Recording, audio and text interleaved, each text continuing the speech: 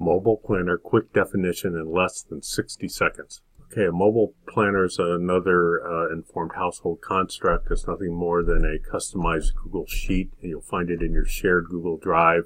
It allows us to add extra tools and stuff to help you with evaluations and other things, but it's there for your use, and I should say subscriber use, and they can edit it any way that they want. Here's what it looks like, or your version of it. Everybody's version will have different tabs and stuff in it, but that's basically what is in here, again, to do additional stuff beyond what you can run in scenarios.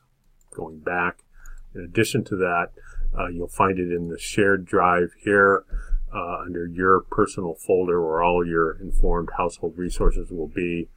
And final tip is, please remember, if you sign up with a non-Gmail email account, there's this particular resource where you can go and register your non-Gmail email with Google, and believe me, that makes running these types of Google resources a lot easier, not just the mobile planner, but also your scenarios as well.